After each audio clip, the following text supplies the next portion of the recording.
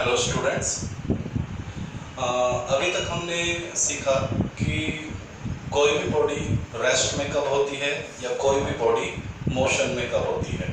कोई भी body rest में है या मोशन में है, इस चीज़ को पता लगाने के लिए हम एक पॉइंट ऑफ रेफरेंस सेलेक्ट करते थे, जो कि हमने पिछले वीडियो में डिस्कस किया है।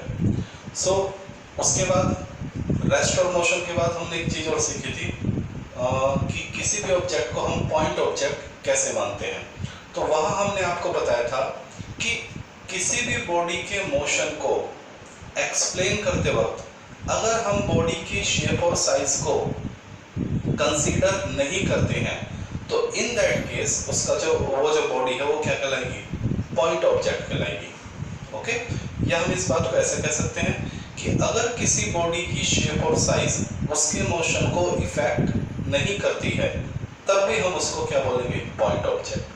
तो दोनों बातें क्लियर हो गई कि कब हम किस बॉडी को क्या पॉइंट ऑब्जेक्ट मानते हैं। नंबर एक कि बॉडी के मोशन को एक्सप्लेन करते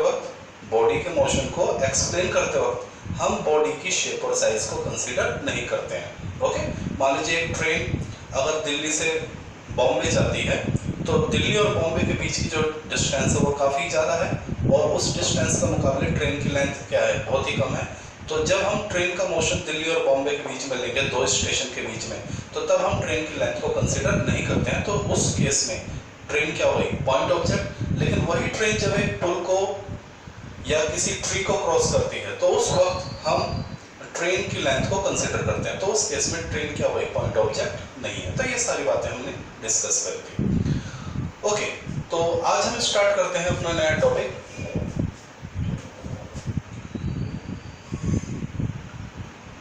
रेक्टिलिनियर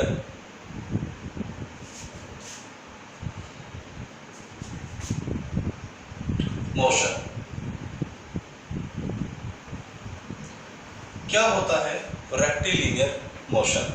तो रेक्टिलिनियर मोशन को समझने के लिए आपको पॉइंट ऑब्जेक्ट का नॉलेज होना जरूरी था। तो व्हाट इज रेक्टिलिनियर मोशन? तो रेक्टिलिनियर मोशन क्या है कि जब भी कोई पॉइंट ऑब्जेक्ट, अब पॉइंट ऑब्जेक्ट तो आपको बता गया, जब भी कोई object point object straight line में चलती है, सीधी चलती है, तो उस वक्त उसके मोशन को हम क्या बोलते हैं, रेक्टिलिनियर मोशन बोलते हैं। तो अगर आपसे पूछा जाए व्हाट इज रेक्टिलिनियर मोशन, तो इट इज द मोशन या it is the straight line motion, आप ये बोल सकते हैं, straight line motion of point object. Okay, तो जब भी कोई पॉइंट ऑब्जेक्ट सीधा चलता है तो उसके मोशन को हम क्या बोलेंगे, रेक्टिलिनियर मोशन बोलेंगे। अगर हम इसको एग्जांपल से समझे, मान लीजिए एक ट्रेन है मूविंग बिटवीन टू स्टेशंस। मान लीजिए एक ट्रेन है वो दिल्ली से बॉम्बे जा रही है, तो क्या ये मोशन कैसा होगा? तो पहली तो बात, जब ट्रेन दिल्ली से बॉम्बे जाएगी तो उस केस में हम इस मोशन में हम ट्रेन की लेंथ को कंसीडर नहीं करेंगे, तो यानी ट्रेन क्या होगी, पॉइंट ऑब्जेक्ट, और चूंकि वो सीधी चल रही है तो वो मोशन क्या हो गया, रेक्टिलिनियर मोशन हो गया। लेकिन वही ट्रेन जब पुल के ऊपर से जाएगी तो उस केस में हम ट्रेन को क्या पॉइंट ऑब्जेक्ट नहीं लेंगे, तो जब वो ट्रेन पुल को क्रॉस करेगा तो वो मोशन रेक्टिलिनियर नहीं होगा। तब आप कहेंगे सर ये मोशन कैसा होगा, तो उसको हम बोलेंगे लीनियर मोशन। तो यहाँ ये थोड़ा सा लीनियर मोशन, तो रेक्टिलिनियर मोशन और लीनियर मोशन में क्या फर्क है? तो सबसे पहली बात, दोनों ही स्ट्रेट लाइन मोशन होते हैं, straight line motion of object. देखिए, जब कोई ऑब्जेक्ट सीधा चलती है तो उसके मोशन को हम क्या बोलेंगे, लीनियर मोशन। और जब हमने ऑब्जेक्ट को क्या मान लिया, पॉइंट ऑब्जेक्ट, और जब वो सीधा चलता है तो देखिए, अगर आपने केवल ऑब्जेक्ट माना है और वो सीधा चले तो लीनियर मोशन, और अगर आपने क्या कंसीडर कर लिया है, पॉइंट ऑब्जेक्ट, तो पॉइंट ऑब्जेक्ट जब सीधा चलता है तो उसको बोलते हैं रेक्टिलिनियर मोशन। तो इतना ही फर्क है। अब कोई ऑब्जेक्ट पॉइंट ऑब्जेक्ट कब होगा या नहीं होगा ये आपको अच्छी तरह से, तो आपको पता चला कि रेक्टिलिनियर मोशन क्या होता है और लीनियर मोशन क्या होता है। तो जब आपने पॉइंट ऑब्जेक्ट लिया और वो सीधा चले तो रेक्टिलिनियर मोशन। जैसे जब एक ट्रेन दो स्टेशन के बीच में जाती है तो ट्रेन को हम पॉइंट ऑब्जेक्ट मानते हैं, क्योंकि ट्रेन की लेंथ दोनों स्टेशन के बीच की लेंथ के कंपेयर में काफ़ी छोटी है, तो उसको हम इग्नोर कर देते हैं।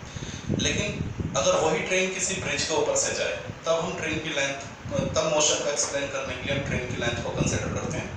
तो तब वो केवल क्या ऑब्जेक्ट कहलाएगी ट्रेन, और वो सीधी चल रही है तो उसका मोशन क्या कहलाएगा, लीनियर मोशन। तो आई थिंक दैट आप समझ गए। ओके, तो ये था स्ट्रेट मोशन को लीनियर मोशन कब कहेंगे और रेक्टिलिनियर मोशन कब कहेंगे। तो ये डिपेंड करता है कि क्या आपने ऑब्जेक्ट को पॉइंट ऑब्जेक्ट कंसिडर किया है या नहीं। नेक्स्ट है, काफी इंपॉर्टेंट है, फ्रेम ऑफ रेफरेंस। तो क्या होता है frame of reference? Basically it is the set of coordinate.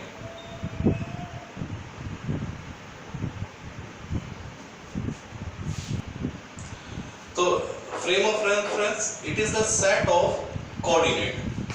coordinates कौन कौन से, x, y, z। तो frame of reference is nothing, ये सेट होता है किसका, कोऑर्डिनेट्स का, जो जैसे आपने जानते होंगे ये दिस x y z, आप इसको बोल सकते हैं 3 डायमेंशन। तो it is the set of coordinate which help to explain the location, comma, shape, size and motion of a object। अगर हमें किसी ऑब्जेक्ट की शेप को पता करना है, साइज को पता करना है, उसकी लोकेशन को पता करना है या उसके मोशन को एक्सप्लेन करना है, तो उस वक्त हमें कुछ कोऑर्डिनेट्स की जरूरत पड़ती है, और वो जो कोऑर्डिनेट्स का सेट है उसी को हम क्या बोलते हैं, फ्रेम ऑफ रेफरेंस बोलते हैं।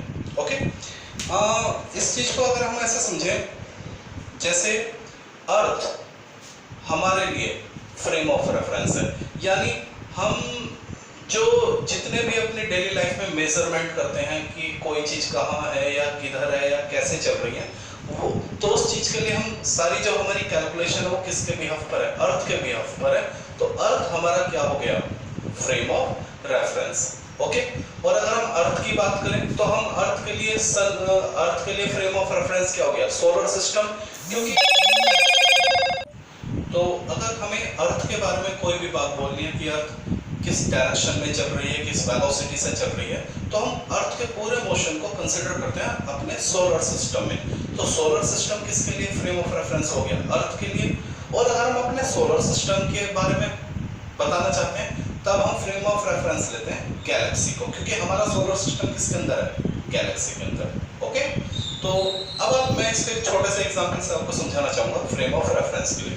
मान लीजिए, देखिए ये एक बस है, ये हमारी एक बस हो गई, इसमें एक पैसेंजर है x, दूसरा पैसेंजर है y, ठीक है, और ये बस ऐसे मान लीजिए 10 मीटर पर सेकंड की स्पीड से ऐसे जा रही है।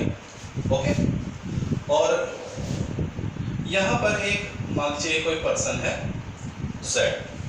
तो अगर मैं इस z से पूछता हूँ कि भाई आप इस बस के बारे में बताइए, तो z बोलेगा कि ये जो बस है ये क्या है, मोशन में है। क्यों? क्योंकि z ने अर्थ को फ्रेम ऑफ रेफरेंस मान लिया है और वो देखता है कि लगातार ये बस मेरे से क्या हो रही है, दूर जा रही है। लेकिन अगर हम x से पूछें, z से हमने x के बारे में पूछा तो z कहेगा कि x is moving away. Okay, लेकिन अगर मैं y से पूछूं x के बारे में कि एक्स के बारे में बताइए, तो वाई बोलेगा कि एक्स क्या है, रेस्ट में है। क्यों? क्योंकि वाई ने इस बस को अपना फ्रेम ऑफ रेफरेंस बना लिया है। वाई देखता है कि चाहे टाइम धीरे धीरे बीत रहा है, लेकिन मेरे और एक्स के बीच की डिस्टेंस क्या नहीं हो रही है, चेंज नहीं हो रही है, या वाई के लिए एक्स की लोकेशन क्या नहीं हो रही है, चेंज नहीं हो रही है। किसके अंदर? बस के अंदर। तो वाई एक्स को रेस्ट में बोलता है कब? जब वो बस को क्या मान लेता है, फ्रेम ऑफ रेफरेंस। लेकिन z के लिए वाई एक्स क्या कर रहा है, मूव कर रहा है, क्योंकि z ने क्या, अर्थ को फ्रेम ऑफ रेफरेंस मान लिया और ये बस लगातार इससे क्या जा रही है, दूर जा रही है। यानी किसी के बारे में बताने के लिए हम एक फ्रेम ऑफ रेफरेंस क्या करते हैं, कंसीडर करते हैं। ओके, चलिए, तो this is all about frame of reference. अब फ्रेम ऑफ रेफरेंस भी क्या होते हैं, दो तरह के होते हैं। Two type of frame of reference. Number one,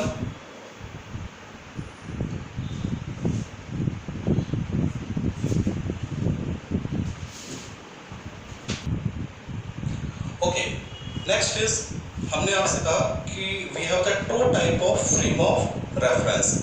हमारे फ्रेम ऑफ रेफरेंस दो तरह के होते हैं। Number one, inertial frame of reference, and number two, non inertial frame of reference. तो हमारा फ्रेम ऑफ रेफरेंस इनर्शियल कब कहलाएगा और नॉन इनर्शियल कब कहलाएगा? तो समझ लीजिए, number one, if acceleration is equal to 0, अगर फ्रेम ऑफ रेफरेंस के लिए एक्सेलरेशन क्या हो जाए, 0 हो जाए, तब वो कहलाएगा इनर्शियल फ्रेम ऑफ रेफरेंस। और अगर एक्सेलरेशन नॉट इक्वल टू 0, अगर एक्सेलरेशन क्या ना हो, नॉट इक्वल टू 0 हो, तो वो क्या कहलाएगा, नॉन इनर्शियल। नेक्स्ट, अगर एक्सेलरेशन 0 है तो नेट फोर्स क्या हो सकती है, 0, क्योंकि आपके पास फोर्स का फॉर्मूला क्या होता है, F इक्वल टू ma। अगर एक्सेलरेशन 0 है तो फोर्स भी क्या होगी, 0 होगी। तो दूसरी पहचान ये है कि नेट फोर्स क्या होनी चाहिए, 0। यहां पर नेट फोर्स 0 नहीं होगा। ओके, चलिए, इसको हम ये भी बोल सकते हैं, अगर एक्सेलरेशन 0 है यानी मोशन क्या है, uniform. If motion is uniform, किसका मोशन, फ्रेम ऑफ रेफरेंस का जो मोशन है वो क्या होना चाहिए, यूनिफॉर्म। जैसे अगर हम अपनी बात करें तो हम अपनी सारे मोशन, मतलब अर्थ पे हम जितने भी लोग हैं, हम अपने बारे में जो भी कैलकुलेशन करते हैं वो किसके रिस्पेक्ट में करते हैं, अर्थ के रिस्पेक्ट में करते हैं। तो अर्थ हमारा फ्रेम ऑफ रेफरेंस हो गया, और अर्थ क्या कर रही है, सन के चारों तरफ कांस्टेंट स्पीड से क्या कर रही है, मतलब यूनिफॉर्म मोशन से क्या कर रही है, रोटेट कर रही है। तो अगर फ्रेम ऑफ रेफरेंस के लिए एक्सेलरेशन क्या है, 0, तो उसका मोशन क्या होगा, यूनिफॉर्म, और वो फ्रेम कैसा कहलाएगा, इनर्शियल। लेकिन अगर frame of reference non uniform motion हो, ओके, अगर फ्रेम ऑफ रेफरेंस का जो मोशन हो वो क्या हो, इफ नॉन यूनिफॉर्म मोशन, तो क्या ये बात समझ में आ गई? ठीक है, जैसे फॉर एग्जांपल आप इस चीज को ऐसे समझिए,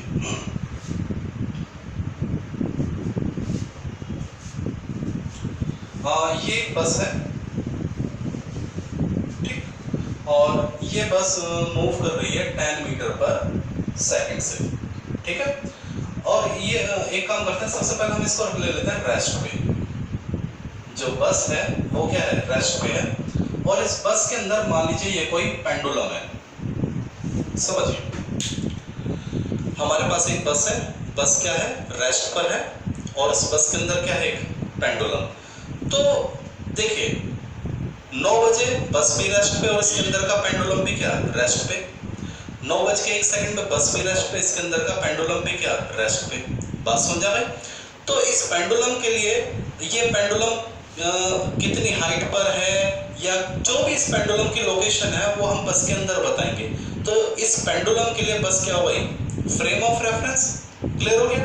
और बस क्या है, रेस्ट पर है, रेस्ट पे है, यानी एक्सेलरेशन क्या है, 0 है।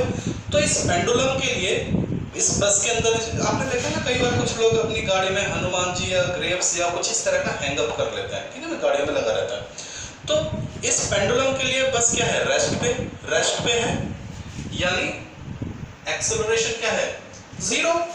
तो इस पेंडुलम के लिए बस क्या हुई, फ्रेम ऑफ रेफरेंस, यानी ये पेंडुलम जो कुछ भी करेगा इस बस के अंदर, मतलब इस पेंडुलम के बारे में हम जो भी बताएंगे बस के अंदर ही बताएंगे, ठीक है ना। तो बस इस पेंडुलम के लिए क्या हुई, फ्रेम ऑफ रेफरेंस, और बस क्या है, रेस्ट पे, यानी एक्सेलरेशन क्या हो गया, 0। तो ये जो बस है इसके लिए कैसा फ्रेम ऑफ रेफरेंस है, इनर्शियल। लेकिन अगर यही बस एकदम स्टार्ट हो जाए,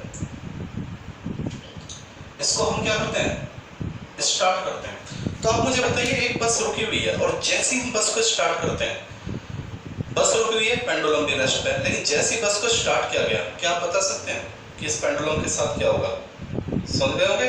जैसे ये बस इधर की ओर जाएगी, ये मान लीजिए इधर मोशन करती है, तो ये पेंडुलम क्या करेगा, पीछे की ओर मूव करेगा, ठीक है ना। जैसे आपने देखा ना, हम बस में बैठे हुए, बस रेस्ट में, जैसे बस चलते तो हम पीछे की ओर गिरते हैं। तो ये pendulum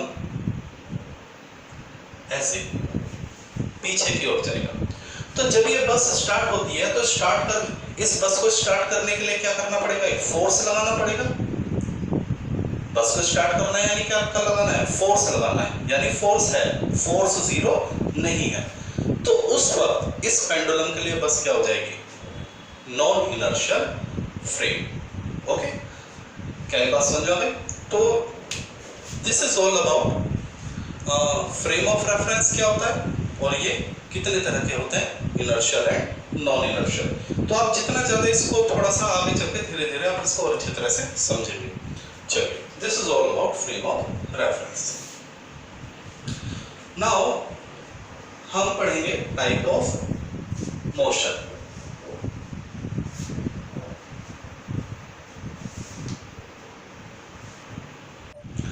Okay, students, now next topic is type of motion. So we have 3 type of motion: one dimension motion, 2 dimension motion and 3 dimension motion. तो वन बाय वन इनको देखेंगे।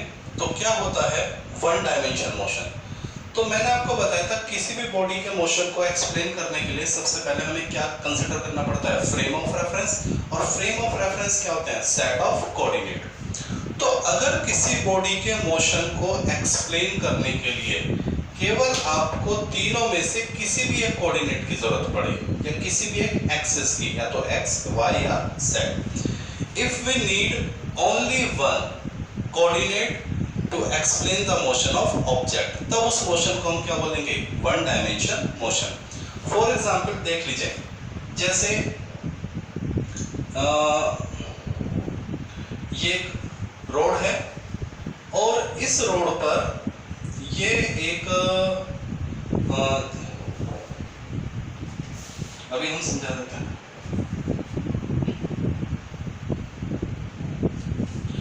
मान लीजिए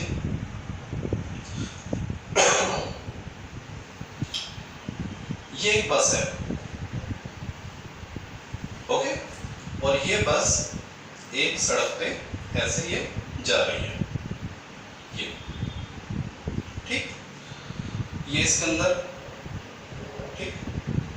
चलिए, ये हमने ले लिया एक ट्री, ओके। चलिए, ये जो बस है ये जा रही है 10 मीटर पर सेकंड से। क्लियर हो गया? तो हमने क्या किया, अब मैं इस बस के मोशन को एक्सप्लेन करना चाहता हूं। तो हमने क्या किया, यहां पर सड़क को ले लिया एक्स एक्सिस, वाई एक्सिस और जेड एक्सिस। हमने इस बस और इस पेड़ के आसपास 3 एक्सिस कंसिडर कर ली, एक्स, वाई और जेड। क्लियर हो गया? चलिए, और इस पेड़ को हमने, या यहां पर हमने मान लिया ओरिजिन, ठीक। अब मान लीजिए 9 बजे, 9 o'clock समझिए, ये जो बस है इसके बीच की डिस्टेंस है 10 मीटर, ये जो पेड़ है, ओके, और इस बस के बीच की डिस्टेंस क्या है 10 मीटर। 9 बजे, तो 9:01 में क्या होगा, बस की स्पीड कितनी है 10 मीटर पर सेकंड, इसका मतलब क्या है 1 सेकंड में कितना खिसक जाएगी 10 मीटर। तो अगले 1 सेकंड में ये बस कितना खिसक जाएगी 10 मीटर और खिसक जाएगी। 9:02 में क्या होगा 10 मीटर और खिसक जाएगी। यानी लगातार इस बस की जो डिस्टेंस है वो कौन से एक्सिस में चेंज हो रही है, केवल एक्स एक्सिस में चेंज हो रही है। यानी इस बस के जो कोऑर्डिनेट है वो केवल कहां चेंज हो रहे हैं, एक्स एक्सिस में चेंज हो रहे हैं। तो इस बस का जो मोशन है वो क्या कहलाएगा, वन डायमेंशन मोशन। तो वन डायमेंशन मोशन का एग्जांपल क्या हो गया, मोशन ऑफ बस ऑन अ रोड। क्लियर हो बात। चलिए अब बात आती है टू डायमेंशन मोशन की। तो टू डायमेंशन मोशन में देखिए हम क्या करते हैं, मान लीजिए फॉर एग्जांपल यहां ये कोई भी एक इंसेक्ट ले लेता हूं, ये ठीक, ये जो इंसेक्ट है मान लीजिए कोई कीड़ा है जो बस की दीवार पर है। चलिए तो और ये कीड़ा धीरे धीरे ऊपर की ओर रनिंग रहा है, बस कैसे जा रही है सीधी, और ये कीड़ा जो बस की दीवार पे चिपका हुआ है वो धीरे धीरे ऊपर जा रहा है। ठीक है, तो जरा ध्यान देना 9 बजे ये बस की लोकेशन हो गई और ये इंसेक्ट क्या हो गया, इधर हो गया। अब 1 सेकंड बाद ये बस खिसक के, मान लीजिए 1 सेकंड बाद ये बस क्या हो जाएगी, आगे बढ़ जाएगी। कितनी आगे बढ़ जाएगी, 10 मीटर आगे बढ़ जाएगी। ठीक है, मान लीजिए 9 बजे इसकी लोकेशन क्या थी ए, 9:01 में इसकी लोकेशन क्या है बी, तो 1 सेकंड बाद ये कितनी खिसक जाएगी, 10 मीटर खिसक जाएगी। 9 बजे कहां थी, एट 9 o'clock यहां है, 9:01 आफ्टर 1 सेकंड, यानी 9:01 पे ये ए से कहां जाएगी बी, और चूंकि स्पीड क्या है 10 मीटर पर सेकंड, तो कितना खिसक जाएगी 10 मीटर 1 सेकंड में। ठीक है, तो बस की लोकेशन कहां चेंज हो रही है, 9 बजे यहाँ 9:01 या 10 मीटर खिसक गई। तो बस तो चल रही है एक एक्सिस में, लेकिन इस कीड़े को देखिए, इस इंसेक्ट को देखिए, 9 बजे मान लीजिए इसकी लोकेशन यहाँ है, यहाँ थी, लेकिन 9:01 में ये इंसेक्ट मान लीजिए ऊपर की ओर जा रहा है, तो ये थोड़ा सा क्या हो गया, खिसक गया। तो अगर हम इस इंसेक्ट की बात करें तो इसने 1 सेकंड में 2 डिस्टेंस कवर कर लिया, एक्स एक्सिस में कितना 10 मीटर, और मान लीजिए ऊपर की ओर कितना खिसक गया 1 सेंटीमीटर। तो ये जो इंसेक्ट है, बस भी चल रही है और बस की दीवार पे जो कीड़ा है वो भी ऊपर की ओर क्रॉल कर रहा है, रेंग रहा है। तो बस का मोशन तो हो गया वन डायमेंशन, क्योंकि वो केवल एक ही एक्सिस में शिफ्टिंग कर रही है। लेकिन इस इंसेक्ट का मोशन क्या हो गया, टू डायमेंशन। क्यों, क्योंकि ये एक ही वक्त में 2 जगह खिसक गया, एक्स एक्सिस में भी और वाई एक्सिस में भी। क्लियर हो गया। तो इस इंसेक्ट का मोशन क्या हो गया, टू डायमेंशन। क्लियर हो गया। जैसे फॉर एग्जांपल आप ये भी समझ सकते हैं, मान लीजिए आपने कभी देखा होगा जब क्रिकेट में जो बॉलर है वो बॉल को क्या करता है, थ्रो करता है। तो कभी आपने वो मोशन देखा है कैसे होता है,